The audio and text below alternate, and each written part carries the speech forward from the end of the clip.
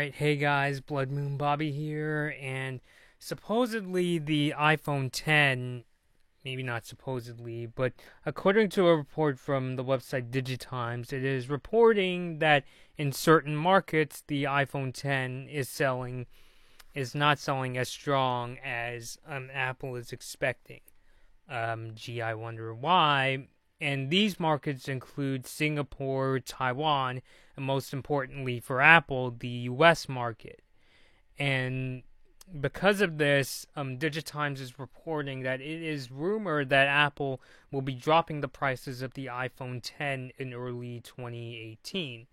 And also, the weak performance of these sales is supposedly, Digitimes is saying there's a rumor that there are going to be 3 iPhone 10 successors next year, including 2 with OLED displays and 1 with an LCD screen, and all 3 of them are going to make use of the Face ID technology that debuted in the iPhone 10.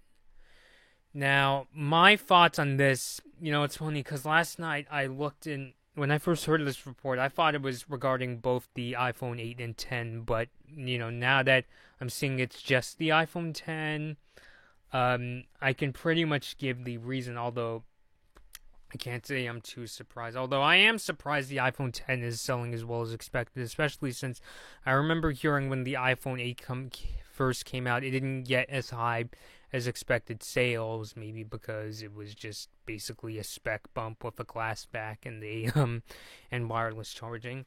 But in the case of the iPhone 10, the reason people aren't buying it is, one, because the price, $999, which is a big chunk of change, even for if you get a 24-month plan, and also just the fact that you could get something like the Samsung Galaxy S8, which has a Super AMOLED LED screen, and if you don't care for having a larger screen, then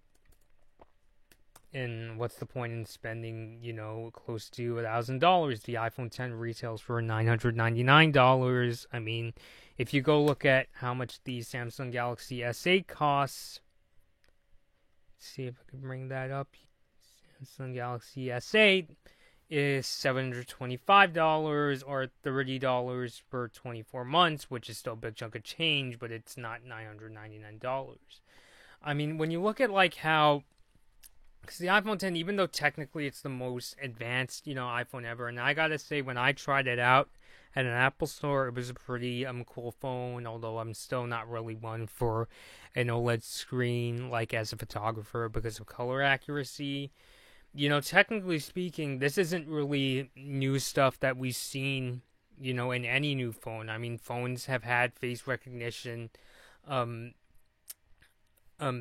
technology for, when you come to think, a really long time. I remember Google back in the day was one of the first ones to come out with face unlock technology. Let me just look that one up. Look.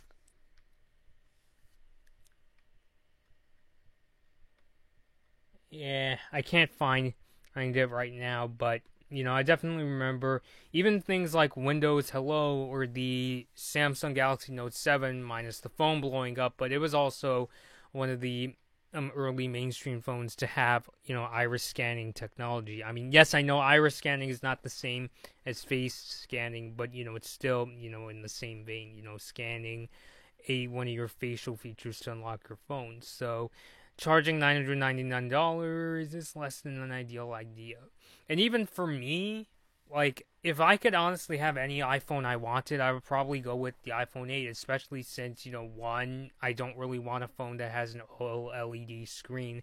Yes, the colors aren't overly saturated on an iPhone 10 screen like they are on the Samsung Galaxies, but they still have that kind of bluish tint, especially when you move the phone to a sort of off angle, you do get that kind of bluish tint you tend to see on OLED screen, and also because it's more affordable. I mean, I think the iPhone 8 is going for like $700 if you pay full up if you go to the Apple store now. I mean, obviously, if you go with the 24-month plan, you can pay for it in smaller increments. But realistically speaking, I just stick with the iPhone SE I've got now. I mean, yes, I mean. It does get a little slowed down, probably thanks to that stupid iPhone performance update in order to compensate for the diminishing battery, but it's still a plenty usable phone even though it has the hardware of an iPhone 6s. Which reminds me, I think the other reason why the iPhone 10 isn't selling as well, and I'm not saying Apple should stop doing this, is because they have much cheaper options on the Apple Store. I mean, you go there right now and they have not only just the iPhone SE, but they also have the 6S, you get the 6S Plus, the 7 Plus, and the, well, original iPhone 7, you know? So, I kind of feel that's another reason why, especially since these phones can last for up to 5 years. They still get software updates for, like, the next 5 years after you get them. I mean, hell, even my sister has the iPhone 5S and she's able to get iOS 11 on her phone. And even though, yeah, it's a little slow, it's still plenty usable. Much more usable than my original iPad mini, which can't even get iOS 11. So I think that's another reason why. I mean, if you're in a financially tight situation like me, what are you going to pick? Are you going to pick the iPhone 10 or are you going to pick the iPhone SE, which even though, yeah, it's not as fast, as then you don't get wireless charging, although really I don't really know anybody that uses wireless charging, to be quite honest. What are you going to pick, you know? And since I've heard rumors that they're coming out with an iPhone SE2 next year, I honestly don't think it's going to help, you know, iPhone 10 sales. Now, as for the price drop itself, do I think it's coming?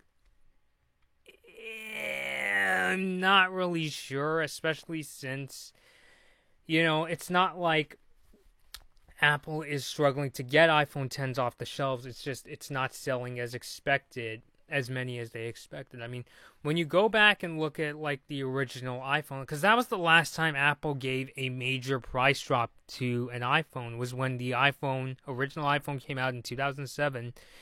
Yes, I know there was that measly 4 gigabyte model for $500, but you want it to go up to a more usable 8 gigabytes, you gotta pay $599. And as a result, later that year in September, Apple dropped the price to $400, and then when the iPhone 3G came out, it cost $200 with a 2-year contract. So I just don't know, especially since if you wanted to compare the iPhone 10 to a more comparable phone, like let's take the Samsung Galaxy Note 8 for example, I think that one is also going for around like $800-ish.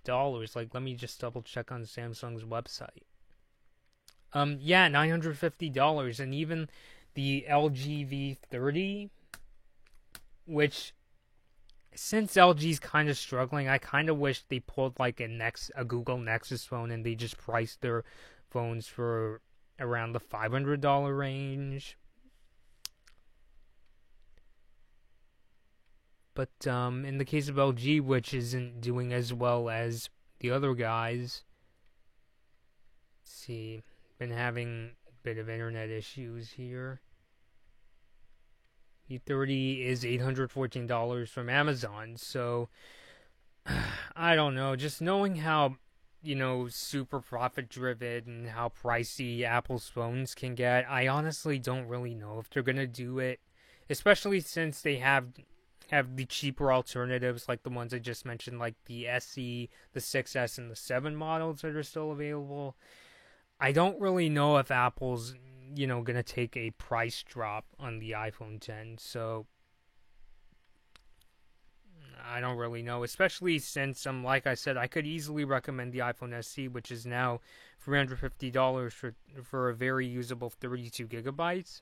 You know, I could definitely recommend that if you can't afford the iPhone 10. And honestly, in my opinion, even if I had the money for an iPhone 10, I'd probably get an iPhone 8 instead. So, alright guys, this has been Blood Moon Bobby. Thanks for watching.